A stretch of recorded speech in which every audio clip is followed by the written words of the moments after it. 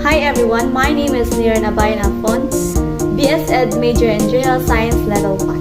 So for today, I'm going to share with you my reports about environmental law.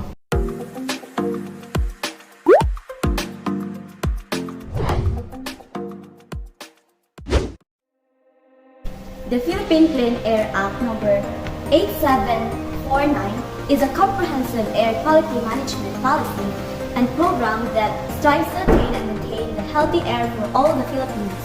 This information is taken from the Department of Environment and Natural Resources. The authorities and responsibilities of the U.S. Environmental Protection Agency, or EPA, derive primarily from a dozen major environmental statutes. This report provides the concise summary of those statutes, the Clean Air Act. It provides a very brief history of federal involvement in air quality regulation and of the provision added by legislation in 1970, 1977, and 1990. It explains major authorities contained in the Act. It defines key terms and it lists reference for more detailed information on the Act of Implementation. While this report attempts to present the essence of the Act, it is necessarily incomplete. Many details and secondary provisions are omitted. In addition, the report describes the statutes largely without discussing its implementation.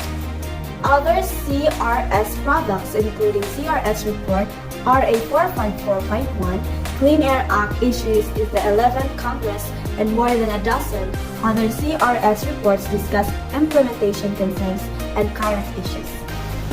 Well, according to the Department of Health, or DOH, the Philippine Clean Air Act, or Republic Act number 8749, is a comprehensive air quality management policy and program aimed at accomplishing and keeping a healthy air for all the Filipinos. The primary purpose of this mandate law outlines the country's government to reduce air pollution and incorporate environmental protection into its development plans. This law covers all potential sources of air pollution, such as mobile, point, and area sources, must be abide by the law provisions, and all emissions must be compliant with air quality standards. Vehicles such as cars, trucks, buses, jeepneys, and tricycles are examples of mobile sources. Stationary sources, such as industrial and smoke truck of power plants, hotels, and other establishments, are referred to points resources. And lastly, area resources are emissions found everywhere we go. This includes smoking, garbage burning, dust from the construction, unpaved grounds, and so on. Related issues, problems, and concerns, social, environment, and others. Emphasis on the interaction and dynamics of human population and ecosystem.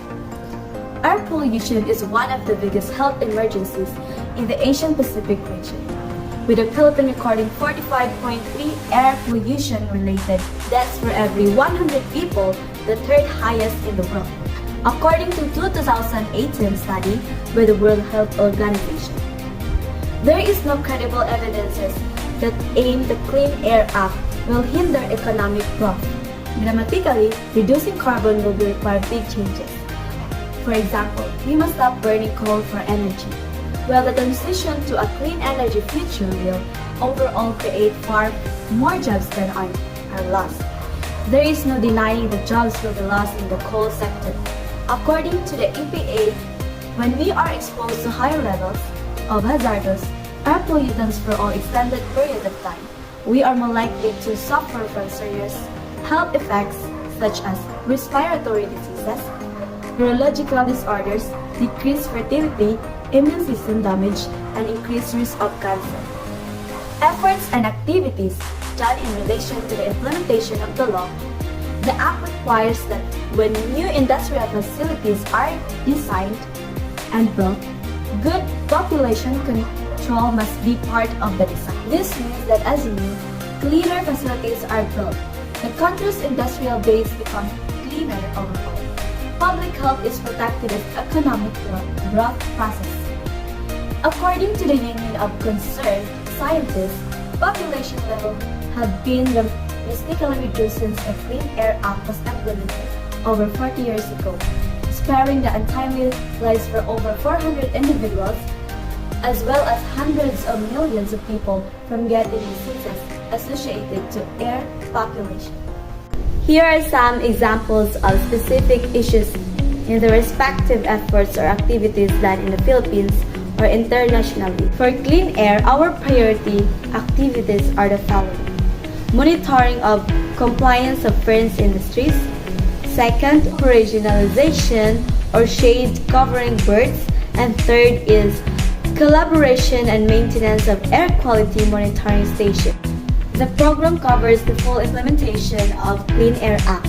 The objectives of the Clean Air Program is to come up with a comprehensive national program to achieve and maintain air quality that meets the national air quality guidelines for criteria pollutants throughout the Philippines, while minimizing the possible associated negative impacts on the country's economy. Thus, in order to have effective monitor and regulate all sources of air emission, the Clean Air Program is divided into 3 sub-programs. First, Motor Vehicle Emission Management Program. Second, Industrial Emission Management Program. And third is Roadside Ambient and General Ambient Air Monitoring. This is effectively manage the 3 sources of air emission, namely mobile, stationary, and area sources.